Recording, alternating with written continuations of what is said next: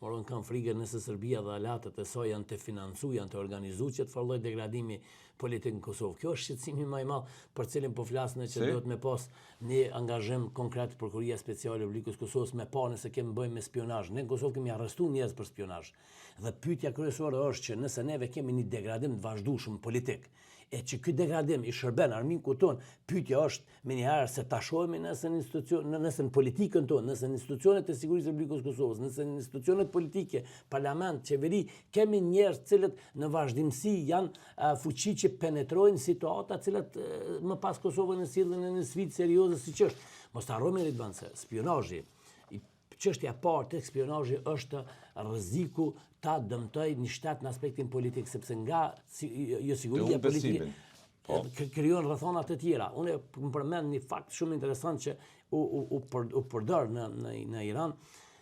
blerja e pajisjeve me rrezikshmëri të lartë. Për shembull, Kosova dihet që ka bler kamera dhe gjona të ndryshme nga Kina, madje ka pas dyshime edhe për kartelat bankare, qipat e kartelat bankare ku prodhohen se ku janë ble, dhe gjithmonë kanë thonë që duhet me pas shumë kujdes sepse çështjet të cilat lidhen me sigurinë vijnë si oferta të lira nga kompani të cilat indirekt janë të lidhura me shërbimet sekrete të huaja dhe të monitorojnë. E pa se si SBA dhe Izraeli kishte arritur që të futë gjitha kamerat me arsyeën se Irani po blen në treg kamera të lira që në fakt kanë qenë të sponsorizuar ato produkte nga inteligjenca dhe i ka kontrollu. Unë kam frikë se në Kosovë, madje më kujtohet e kam pas dërguar një raport, një informacion në Agjencinë e Kosovës për Inteligjencë, pikërisht për një kompani që ka furnizuar Kosovën me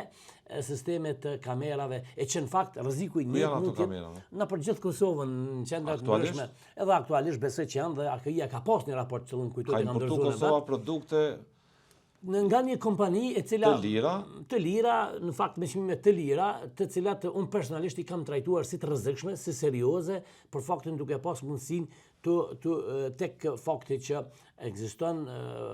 teknikisht ekziston mundësia për me kontrollu. E keni vënë dieni AKI? Ka qenë saktësisht një informacion i detajuar për kompaninë e cila kishte pas, madje edhe vetë Agjencia e Kosovës për Inteligjencë kishte ble kamera në atë kohë, dhe këtë ishte ideja, sepse ne kishim marrë informacion që Agjencia e Kosovës për Inteligjencë ka bler ca kamera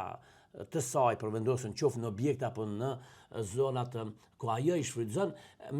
nga një kompani që neve kishim shqetësime nëse kompania ka sjell çmime të pavarshme. Nëse është e verifikueshme sigurt po. Dhe po,